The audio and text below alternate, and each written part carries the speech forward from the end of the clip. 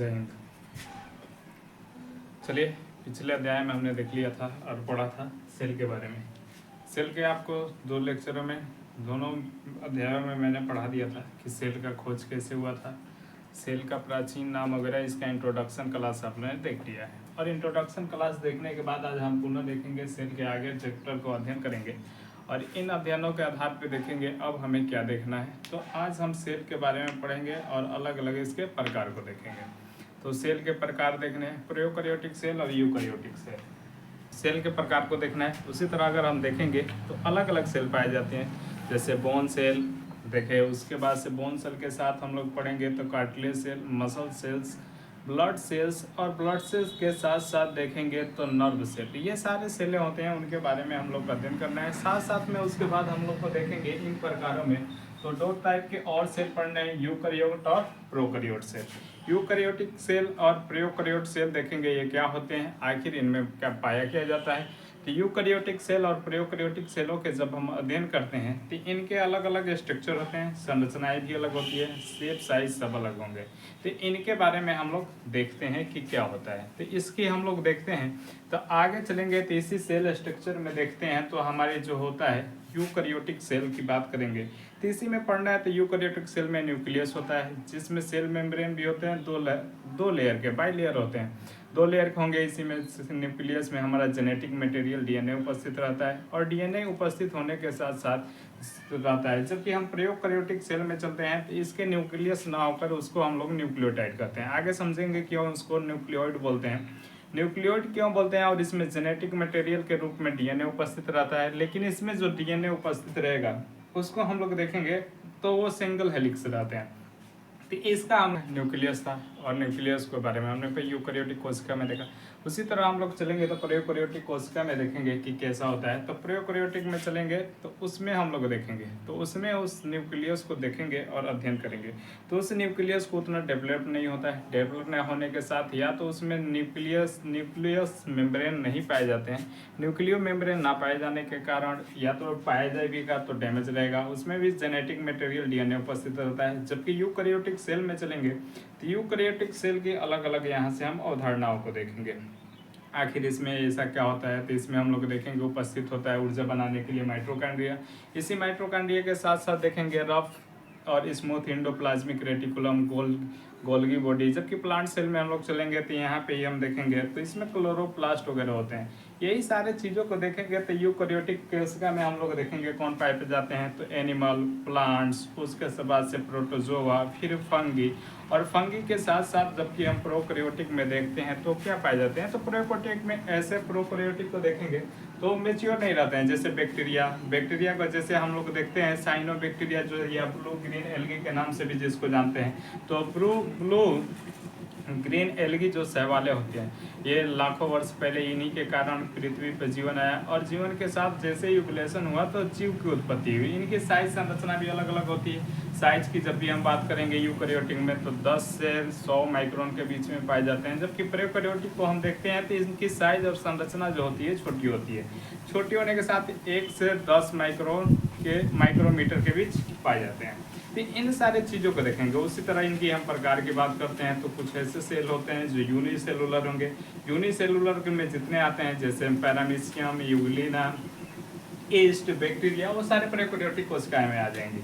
जबकि यूकैरियोटिक में देखते हैं तो मल्टी सेलुलर ऑर्गेनिज्म होते हैं और मल्टी सेलुलर ऑर्गेनिज्म होने के कारण इसमें हम लोग देखते हैं तो जेनेटिक मटेरियल जो क्रोमोसोम्स होता है उसमें हमारा डीएनए बदल आता है और ये हमें डबल हेलिक्स के रूप में पाया जाएगा। जबकि हम यूकैरियोटिक में देखते हैं तो उसमें डीएनए पाया जाता है लेकिन वो सिंगल हेलिक्स होता है और वो न्यूक्लियोइड में उपस्थित होता है। न्यूक्लियोइड के उपस्थिति होता है। साथ में आगे हम चलेंगे कि ऐसा क्या होता है कि जिनके आधार पे हम लोग देखेंगे दोनों में पाए जाते हैं। तो सर्वात्रिक सेल के रूप में भी अगर देखेंगे तो उसमें उपस्थित होता है राइबोसोम्स, जो हमारे देखेंगे दोनों में उपस्थित रहेंगे। यूकैरियोट और प्रोकैरियोट दोनों में उपस्थित रहते हैं, यूकैरियोट और प्रोकैरियोटिक दोनों में रहते हैं और दोनों के साथ साथ ये प्रोटीन वगैरह रहते हैं। आगे चलेंगे तो हम लोग पढ़ेंगे जब भी यूकैरियोटिक सेल में चलेंगे तो सेंट्रोसोम्स होता है और सेंट्रोसोम्स को देखते हैं तो सेल डिवीजन करता है और सेल डिवीजन करने के पश्चात नई कोशिका का निर्माण कर देता है। जबकि प्रोकैरियोटिक में चलेंगे तो इसकी सरफेस एरिया वगैरह की अगर बात करेंगे तो इसकी सरफेस एरिया एक विशेष आकार की होती है, जैसे आप लोग बैक्टीरिया का फिगर देख रहे हैं इस संरचना के आकार की पाई जाएगी। जबकि उसी तरह हम लोग चलते हैं यूकैरियोटिक में, तो उसके डीएनए मटेरियल और जेनेटिक मटेरियल की हम बात करते हैं, और प्रोकैरियोटिक जेनेटिक मटेरियल की बात करेंगे तो दोनों में अलग अलग होते हैं। जबकि हम इनमें दोनों में बहुत कॉमन देखेंगे क्या होता है, तो दोनों में सेल मेम्ब्रेन उपस्थित होते हैं। जबकि हम यूकैरियोटिक में आपको पिछले अध्याय में पढ़ाए थे कि अगर सेल मेम्ब्रेन किसी चीज़ में होता है तो वो डिपेंड करता है कि किस मटेरियल को अंदर लेना है और किसको बाहर निकलना है। आउटर इनर करने के लिए वहाँ पे हमारे सेल मेम्ब्रेन उपस्थित होते हैं, जिससे हमें जो लाभदायक होंगे उसको अंदर आने देगा, बाकी सबको बाहर वो रहने देता है, वहीं पे उसको एंट्री नहीं देता है अंदर। आगे डीएनए इसी प्रोकैरियोटिक यूकैरियोटिक का अध्ययन करेंगे और इनका बेसिक इन्फॉर्मेशन देखेंगे आखिर क्या होता है। तो इन्हीं सब को देखते हैं। अगर यूकैरियोटिक कोशिका में तो देखेंगे इसमें पाया जाता है साइटोप्लाज्म, और साइटोप्लाज्म के साथ साथ देखेंगे तो कम साइटोप्लाज्म होता है, न्यूक्लियस में देखेंगे न्यूक्लियोप्लाज्म होता है, साइटोप्लाज्म, न्यूक्लियोप्लाज्म, ये सारी कोशिकाओं को सुरक्षा प्रदान करते हैं। इसी तरह हम लोग देखते हैं स्ट्रक्चर वगैरह के बारे में, तो बेसिक इन्फॉर्मेशन अब यहाँ से देखेंगे, पूर्ण रूप से जानकारी लेते हैं आखिर इसमें होता क्या है। तो देखेंगे दो प्रकार के हमने ग्रुप में बांटा है सेल को 2 पार्टों में डिवाइड किया है। एक पार्ट को हमने कहा है प्रोकैरियोटिक और दूसरे को हमने कहा है यूकैरियोट। प्रोकैरियोटिक का हम देखेंगे क्या होता है। प्रो मतलब होता है प्रीमिटिव, जब भी इसकी बात करता है तो इसको हम कहेंगे, इसका इंग्लिश में करते हैं तो प्रीमिटिव होता है। और प्रीमिटिव यानी इसका हिंदी अर्थ होगा प्राचीन या पुरानी, प्राचीन यानी पुरानी, जबकि प्राचीन और पुरानी की बात करता है। जबकि हम यूकैरियोटिक में देखते हैं तो इसमें होता है न्यू यानी नया। प्राचीन और पुरानी ऐसी कोशिकाएं जो प्राचीनतम हो, पुरानी हो, उसे हम कहते हैं कि वो हमारा प्रोकैरियोटिक है। और इस आधार पे हम देखें तो इसमें देखेंगे तो न्यू यानी जो नई कोशिका होगी उसे हम कहेंगे यूकैरियोटिक कोशिका है। तो प्राचीन की कोशिकाओं में अगर हम देखते हैं एग्जाम्पल के रूप में कि ऐसी कौन सी प्राचीन कोशिकाएं हैं जो यहाँ पे रहती हैं उपस्थिति, तो सबसे पहले हमने पढ़ा था तो देखा भी था, आज से मिलियन वर्ष पहले सबसे पहले आए थे जो पृथ्वी पे मनुष्य को जीवन को लेकर आए, जिसको हम कहते हैं नीले हरे शैवाल, नीले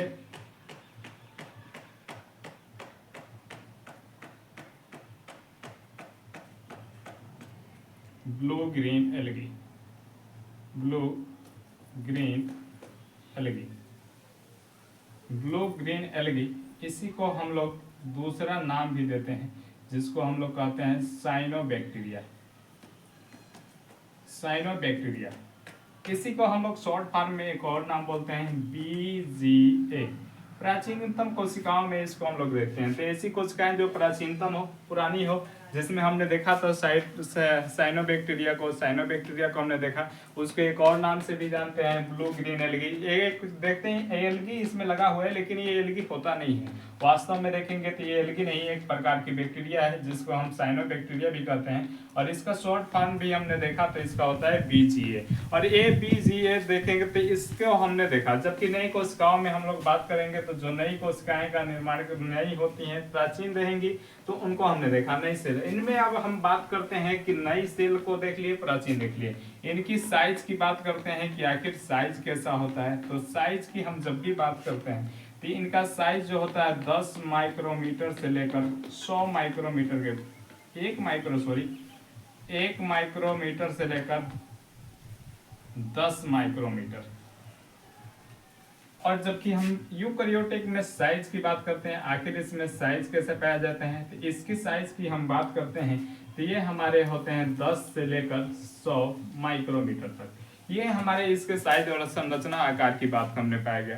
तो इसके बाद से हम देखेंगे आखिर इसमें क्या होता है। तो प्रोकैरियोटिक कोशिका में देखते हैं ये कैसे होते हैं। तो ये मैच्योर नहीं होते हैं, मैच्योर ना होने के कारण इनमैच्योर होते हैं, ये मैच्योर नहीं होते हैं। जबकि मैच्योर ना होने के कारण इसमें हम देखते हैं कि इसमें न्यूक्लियो मेम्ब्रेन पाया जाता है कि नहीं, तो न्यूक्लियो मेम्ब्रेन की इसमें पाया ही नहीं जाता है, न्यूक्लियो मेम्ब्रेन उपस्थित ही नहीं होता है। और या तो रहेगा तो साथ में वो डैमेज रहेगा, डैमेज होता है, या तो इसमें रहेगा तो डैमेज होगा या उपस्थित ही नहीं होगा।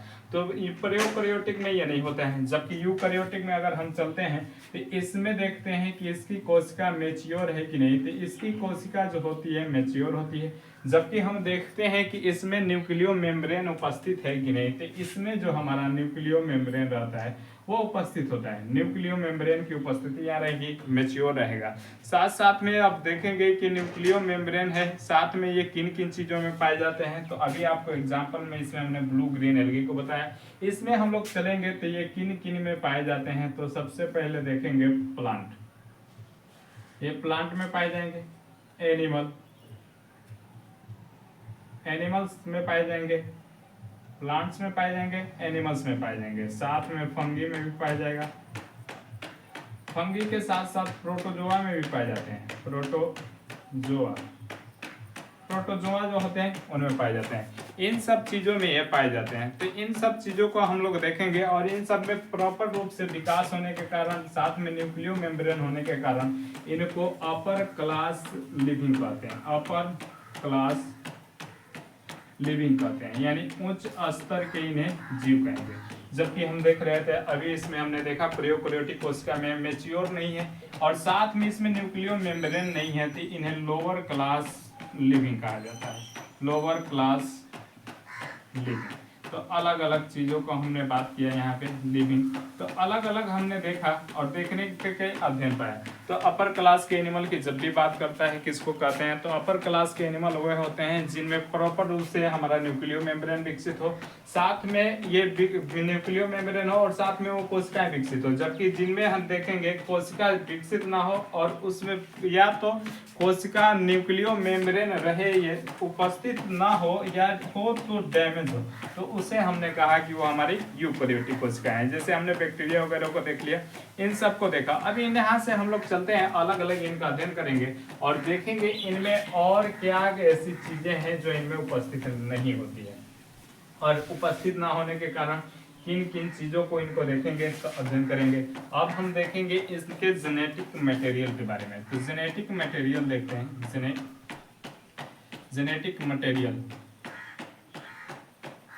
जेनेटिक मटेरियल की बात करेंगे। प्रोकैरियोटिक कोशिका में जेनेटिक मटेरियल होती है कि नहीं, तो जब भी हम देखते हैं तो प्रोकैरियोटिक कोशिका में चलेंगे जेनेटिक मटेरियल, तो जेनेटिक मटेरियल के रूप में देखते हैं डीएनए। और जब भी हम देखते हैं तो जेनेटिक मटेरियल में डीएनए को देखेंगे तो प्रोकैरियोटिक कोशिकाओं में सिंगल हेलिक्स के पाए जाते हैं और सिंगल हेलिक्स के पाए जाने के कारण जब भी हम पाते हैं डीएनए आखिर बनता किससे है, तो डीएनए बनने के लिए हम जब भी देखते हैं तो हिस्टोन प्रोटीन की आवश्यकता होती है। इसमें हम देखते हैं हिस्टोन प्रोटीन उपस्थित नहीं होता है। तो प्रोकैरियोटिक के जेनेटिक मटेरियल की बात की, इसमें तो डीएनए होगा लेकिन डीएनए जो होगा सिंगल हेलिक्स के होते हैं और इसमें हिस्टोन प्रोटीन नहीं पाए जाते हैं।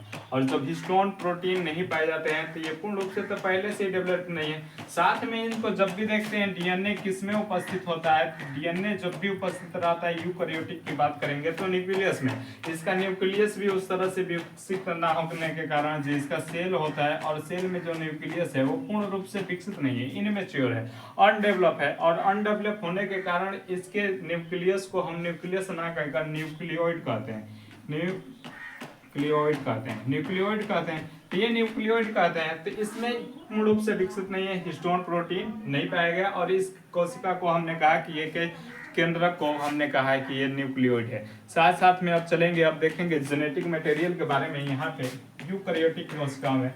तो जेनेटिक मटेरियल की इसकी बात करते हैं, जेनेटिक मटेरियल। और इसमें जब हम जेनेटिक मटेरियल डीएनए की बात करते हैं तो डीएनए जब भी देखेंगे तो डीएनए उपस्थित होता है, एक सेल देखेंगे और सेल के जब न्यूक्लियस को देखते हैं तो न्यूक्लियस में पाया जाता है क्रोमोसोम्स और उन क्रोमोसोम्स के अंदर पाए जाते हैं डीएनए। और डीएनए जबकि अभी आपको प्रोकैरियोटिक यूकैरियोटिक में बताया था कि जब भी यूकैरियोटिक के जितने कोशिकाएं होती हैं उनमें सेल प्रॉपर रूप से डेवलप होता है और डेवलप होने के कारण इसमें जेनेटिक मटेरियल की जब बात करेंगे डीएनए की, तो इनके में डीएनए जो पाए जाते हैं वो डबल हेलिक्स के पाए जाते हैं, यानी डीएनए जो होगा डबल हेलिक्स के पाए जाएंगे और यही डीएनए रहेगा। और डीएनए में जो रहता है ये बंधे रहते हैं, बनने के कारण इसमें देखेंगे तो प्रोटीन रहता है और इसमें कौन सा ऐसा प्रोटीन है जो उपस्थित रहेगा तो उसको कहते हैं हिस्टोन प्रोटीन। हिस्टोन प्रोटीन के कारण ये बने रहते हैं और हिस्टोन प्रोटीन को हम एच प्रोटीन भी बोलते हैं। एच प्रोटीन भी बोला जाता है। हिस्टोन प्रोटीन को हम लोग देखेंगे एच प्रोटीन के भी नाम से जानते हैं। तो जेनेटिक मटेरियल के रूप में यहीं से हम देखें डीएनए उपस्थित है। आगे आपको डीएनए और जेनेटिक मटेरियल के बारे में पुनः कोशिका के बारे में जब अध्ययन कराएंगे, जब कोशिकांगों की बात करेंगे तब उसमें पुनः एक बार और अध्ययन किया जाएगा। यही डीएनए को हमने देखे, इसी में देखेंगे तो ये बॉन्ड वगैरह से जुड़े रहते हैं। हाइड्रोजन बॉन्ड से जुड़ा रहता है जिसको एडेनिन, ग्वानिन, थाइमिन और साइटोसिन के साथ जुड़े रहते हैं। एडेनिन, ग्वानिन, थाइमिन और साइटोसिन, साइटोसिन के साथ ये जुड़े रहते हैं। तो इसको हमने देखा, तो इन सारी चीजों को देखेंगे। इसको शॉर्ट फॉर्म में याद करना हो तो एजीटीसी करके आप याद कर सकते हैं। एजीटीसी, एजीटीसी हिंदुस्तान का महिला का एक खासियत है। जब भी आप देखेंगे तो अपने पति को जब भी बुलाती है तो एजीओजी कह को बुलाती है, एजीओजी कह के बुलाती है। इसे भी आप याद रख सकते हैं। यानी महिला जो रहेगी अपने पति को देखेंगे तो प्रत्यक्ष रूप से क्या कहती है, एजी या ओजी। एजीओजी की बात करेंगे तो एजी का कैसे कहते हैं, तो कहेंगे एजी अबे गधा, ओजी मतलब ओ गधा। यानी अप्रत्यक्ष रूप से अपने पति को बुलाएगी एजी ओजी, यानी बुला तो रही है। और बुलाते समय देखेंगे तो यहाँ से क्या प्रभाव पड़ता है, तो इस प्रभाव को प्रत्यक्ष रूप से ना कहकर अप्रत्यक्ष रूप से कहती है और पुरुष इससे खुश हो जाएगा। महिला दिमाग बहुत खतरनाक लगाती है और इस खतरनाक दिमाग के साथ वो अध्ययन करेगी। तो इन सारी चीजों को हमने देखा। आगे जेनेटिक मटेरियल में इसी में हम लोग बात करेंगे कि प्रॉपर डेवलप होता है कि नहीं, सुरक्षित रहे। अब देखें इसी में हमने देखा जेनेटिक मटेरियल। और जेनेटिक मटेरियल की जब भी हम देखते हैं, जैसे प्रोकैरियोटिक में अगर चलेंगे तो प्रोकैरियोटिक कोशिकाओं में चलते हैं तो बैक्टीरिया को देखते हैं। और बैक्टीरिया को जब भी देखेंगे तो ये जेनेटिक मटेरियल जो इनका डीएनए रहता है वो एक ही देखेंगे इस तरह असुरक्षित रूप से रहता है, अनप्रोटेक्टिव रहता है। क्योंकि इसमें जब भी हम देखेंगे तो इसमें न्यूक्लियो मेम्ब्रेन नहीं पाए जाते हैं। और न्यूक्लियो मेम्ब्रेन ना होने के कारण इसका डीएनए जो रहता है असुरक्षित रहता है। साथ में ये अनप्रोटेक्टेबल है, यानी प्रोटेक्टेबल नहीं है, प्रोटेक्शन नहीं प्राप्त कराता है। तो प्रोटेक्शन नहीं प्राप्त होगा, यानी इसको प्रोटेक्शन नहीं प्राप्त है। और जब भी इसको अभी हमने देखा कि ये सिंगल हेलिक्स के पाए जाएंगे। और जब भी सिंगल हेलिक्स के पाए जाते हैं तो प्रॉपर डेवलप ना होने के कारण इसको न्यूक्लियोइड हम बोले थे। और इसी न्यूक्लियोइड को आगे जब हम देखेंगे तो इसको जीनोफॉर्म भी बोलते हैं, जीनोफार भी बोलते हैं। जीनोफार लिखे या न्यूक्लियोइड लिखे, तो जीनोफार या न्यूक्लियोइड होते हैं। तो ये प्रॉपर रूप से डेवलप नहीं होंगे और प्रॉपर रूप से डेवलप ना होने के कारण इनको सुरक्षा भी प्रदान नहीं मिलता है। क्योंकि इसको हम जब भी देखेंगे तो न्यूक्लियो मेम्ब्रेन इसमें उपस्थित नहीं है और न्यूक्लियो मेम्ब्रेन यहाँ पे उपस्थित नहीं होता है। जबकि हमने अभी यूकैरियोटिक कोशिका में देखा तो उसमें जेनेटिक मटेरियल था डीएनए, और डीएनए को हमने देखा था तो उसमें डेवलप है और क्रोमोसोम्स में पाए जाते हैं और डबल हेलिक्स के। तो ये सेल के बारे में, सेल वाल के बारे में अब हमें देखना है। प्रोकैरियोटिक सेल में आप सेल वाल के देखते हैं, क्या सेल वाल इसमें होता है या नहीं होता है, तो इसको देखना है। और यूकैरियोटिक में चलेंगे तो इसमें देखेंगे सेल वाल होते हैं कि नहीं। तो हमने अभी बैक्टीरिया के रूप में जब भी हमने एग्जाम्पल देखा तो एग्जाम्पल में हमने बैक्टीरिया को देखा था। तो बैक्टीरिया में देखेंगे क्या सेल वाल होता है कि नहीं, तो बैक्टीरिया में सेल वाल आल्सो प्रेजेंट, यानी इसमें सेल वाल उपस्थित है। और जब सेल वाल यहाँ पे उपस्थित होता है तो आखिर ये सेल वाल बने किसके होते हैं, तो इसमें हम देखते हैं तो ये सेल वाल बैक्टीरिया बनता किसका है, तो पेप्टिडोग्लाइकॉन, पेप्टिडोग्लाइकॉन, पेप्टिडोग्लाइकॉन को बनेगा। पेप्टिडोग्लाइकॉन के साथ साथ देते हैं amino acid plus muramic acid, यानी तीन चीजों से ये मिलकर बनेगा। Peptidoglycan, amino acid plus muramic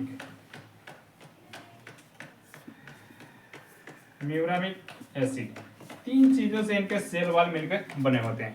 तीनों हमने सेल वाल को देखा और सेल वाल में हमने इनको देखा तो इसमें हमने पाया। अब देखेंगे कि क्या यूकैरियोटिक सेल में भी हम लोग देखेंगे सेल वाल पाए जाते हैं कि नहीं पाए जाते हैं। तो सेल वाल की जब हम इसमें बात करते हैं आखिर सेल वाल यूकैरियोटिक में होता है कि नहीं होता है, तो सेल वाल इसमें प्रेजेंट होते हैं। तो किन किन चीजों में देखेंगे, जैसे अभी आपको एग्जाम्पल में बताया था प्लांट के बारे में बताया था, तो प्लांट को हम देखेंगे। प्लांट में सेल वाल होता है और सेल वाल होता है तो उसका सेल वाल किसके बने होते हैं, तो ये बने होते हैं सेलुलोज प्लस हेमीसेलुलोज,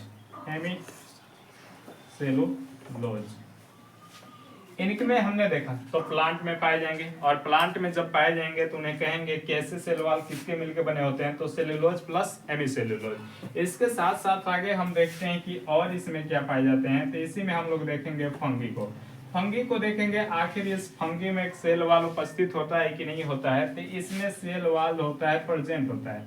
और प्रेजेंट होने के साथ साथ ये किसके बने होते हैं, तो काइटिन के बने होते हैं। तो काइटिन के बने रहेंगे, काइटिन जो होता है, और ये काइटिन, तो ये जब भी हमने देखा, अभी प्लांट को देखे, फंगी को देखे, इसमें सेलुलोज को हमने देखा, हेमिसेलुलोज, ये भी एक प्रकार के देखेंगे क्या है, और इसमें काइटिन को भी देखेंगे क्या है। तो ये एक प्रकार का कार्बोहाइड्रेट है, कार्बोहाइड्रेट। और कार्बोहाइड्रेट की जब भी हम देखते हैं तो ये कार्बोहाइड्रेट होता है, शर्करा ये हम लोग में होता है।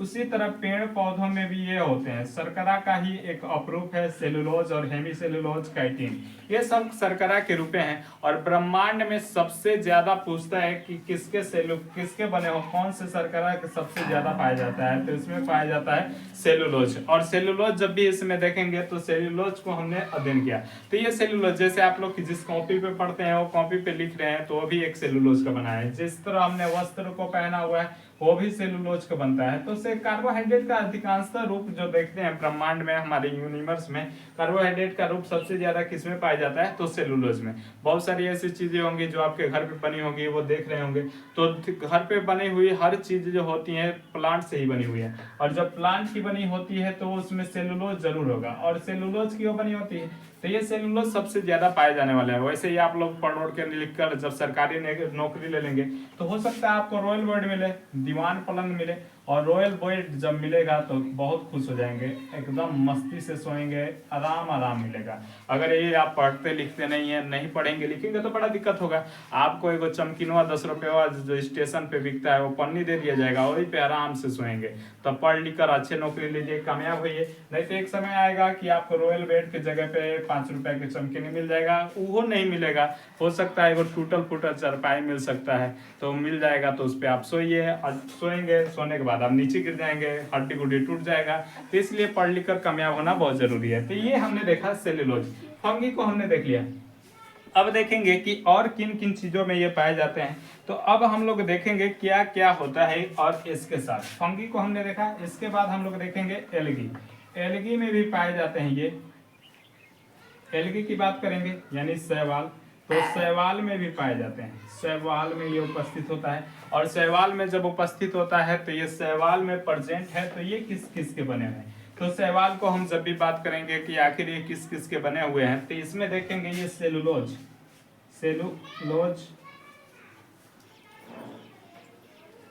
Cellulose plus calcium carbonate plus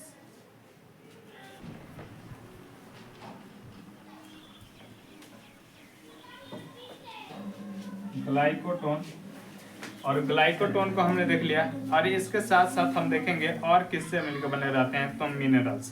तो इन सारे चीजों को देखना है। प्लस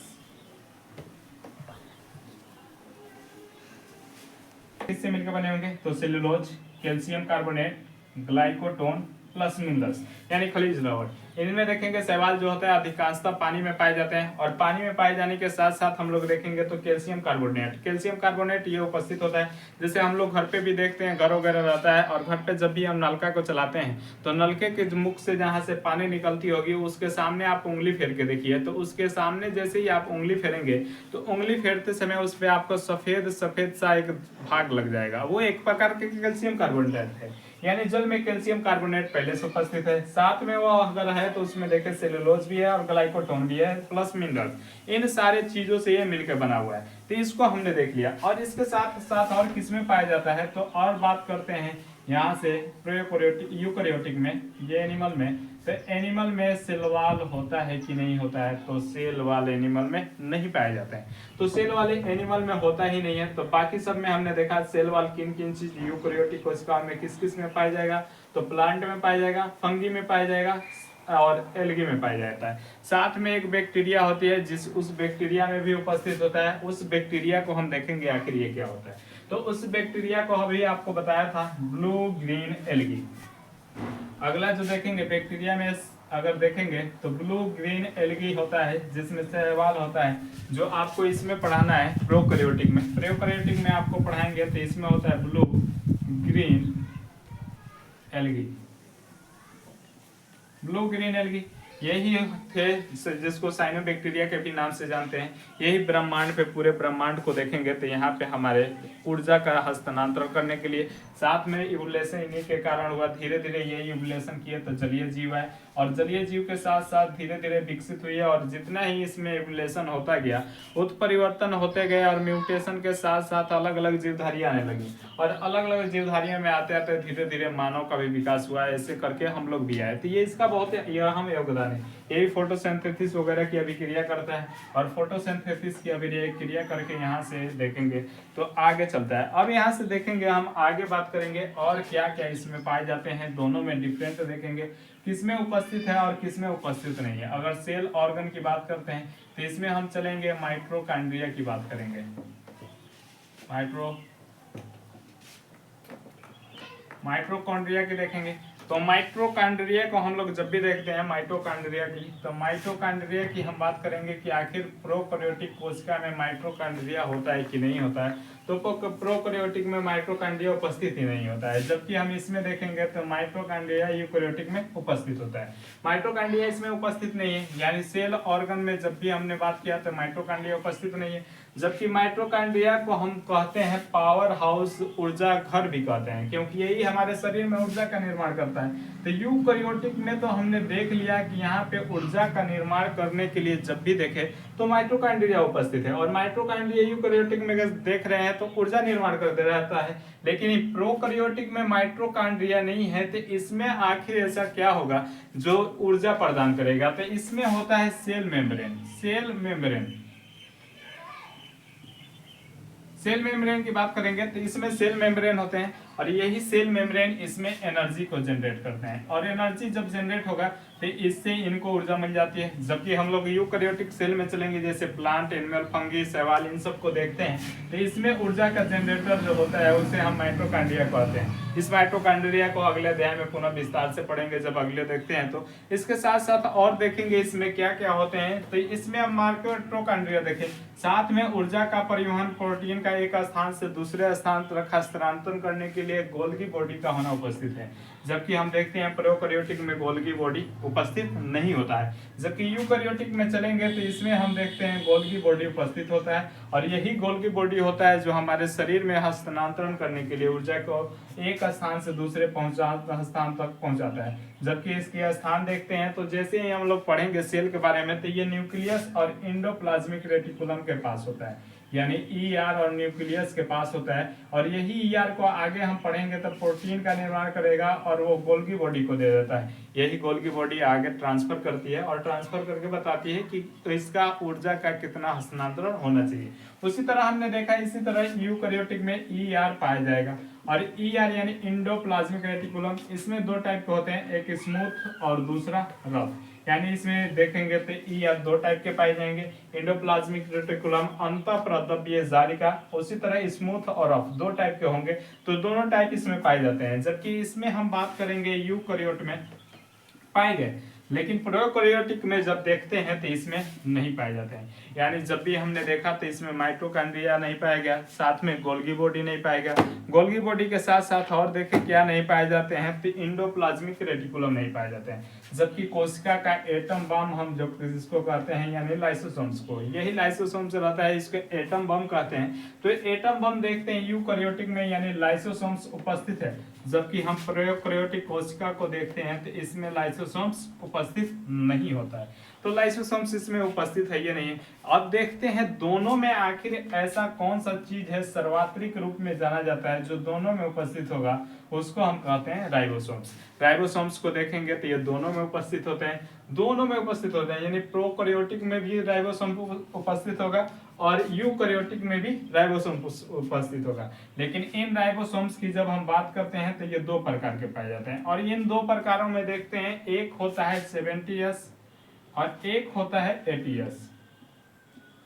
70S और 80S को देखेंगे तो 80S जो 70S और 80S को देखते हैं तो 80S राइबोसोम्स किसमें पाए जाते हैं, जिनका देखेंगे कोशिका मैच्योर हो, मैच्योर होने के साथ साथ उसमें देखेंगे कोशिका मैच्योर है, साथ में न्यूक्लियो मेम्ब्रेन पाया जाता हो। तो 80S राइबोसोम्स की अगर बात करता है किसमें पाए जाएंगे, तो 80S राइबोसोम्स जो होता है यूकैरियोटिक में पाया जाएगा, और प्रोकैरियोटिक में बात करते हैं तो 70S राइबोसोम्स पाए जाते हैं।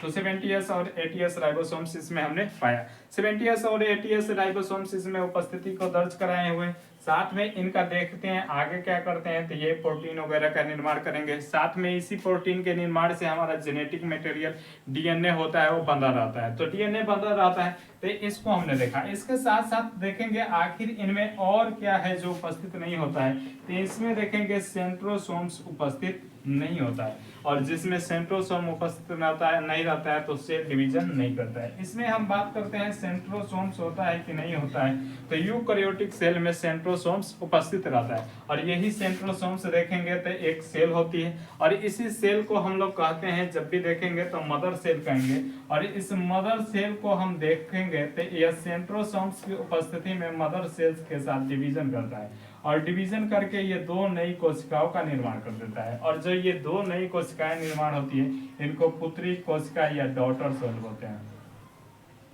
Daughter cell. तो ये सारी चीजों को हमने देखा। तो इसमें देखेंगे अभी हमने देखा प्रोकैरियोटिक में उपस्थित ही नहीं है, यूकैरियोटिक में है तो उपस्थित है। यही हमने आपको छोटी कोशिका और बड़ी कोशिका के बारे में बात किया था, जबकि हमने छोटी कोशिका को कहा था मानव शरीर में स्पर्म होता है, और स्पर्म जिसको हम लोग कहेंगे शुक्राणु, शुक्राणु, और जबकि बड़ी कोशिका की बात करते हैं ओवा या ओवम, ओवा या ओवम, तो ये होते हैं, और यही दोनों रहेंगे, दोनों की उपस्थिति है, और जब ये दोनों मिलते हैं, मिलने के साथ फर्टिलाइजेशन की अभिक्रिया आती है, और उस फर्टिलाइजेशन की अभिक्रिया कराने में इस सेंट्रोसोम्स की भूमिका अधिक होती है।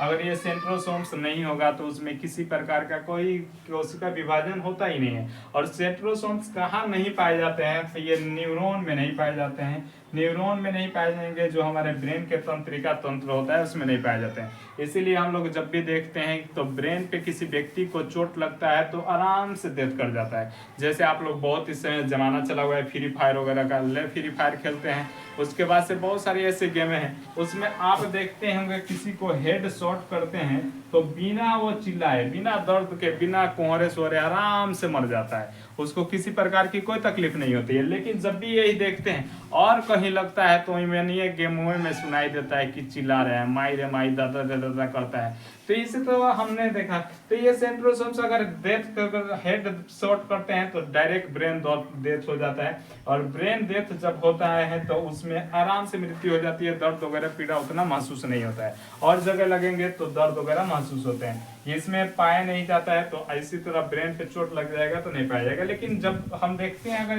इस सेंट्रोसोम्स को, अगर यही सेंट्रोसोम्स की अधिकता बढ़ जाती है, अगर बहुत ज्यादा कोशिका विभाजन कर देता है तो कैंसर का कारण बन जाता है, कैंसर का कारण बन जाता है। और जब कैंसर का कारण बनता है तो हमने देखा कि अन्य स्थानों पे तो ये कैंसर पाया गया क्योंकि इन्हें सेल डिवीजन अत्यधिक कर दिया। लेकिन आगे देखेंगे न्यूक्लियस में ऐसा क्या है जिसके वजह से इसमें भी न्यूक्लियस में यानी ब्रेन में भी हमेशा देखते हैं तो क्या उपस्थिति आती है।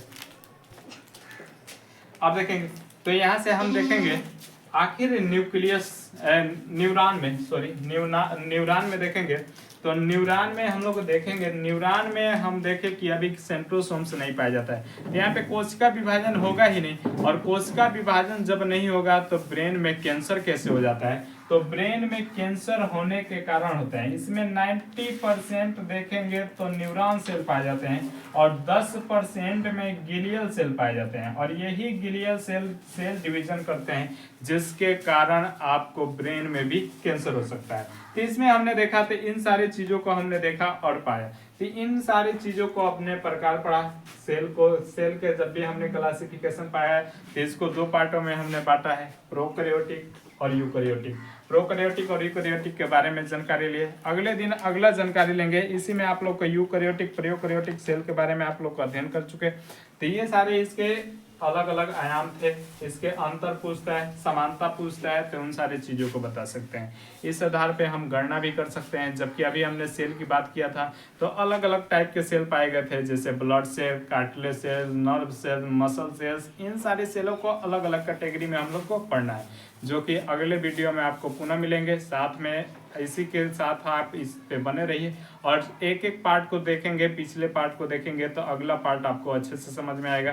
तो पिछला वीडियो देखिए, पुनः उसके बाद ये वीडियो देखिए, तब आपको पूर्ण रूप से समझ में आती है। बीच में छोड़ छोड़ कर देखेंगे तो आपको समझ में नहीं आएगा। तो आप बने रहिए, सेल बोर्ड देखेंगे, बहुत इंपॉर्टेंट चैप्टर है। अगले दिन पुनः इसके साथ मिलेंगे। आज के लिए इतना ही। जय हिंद। फोन कर दे बेटा।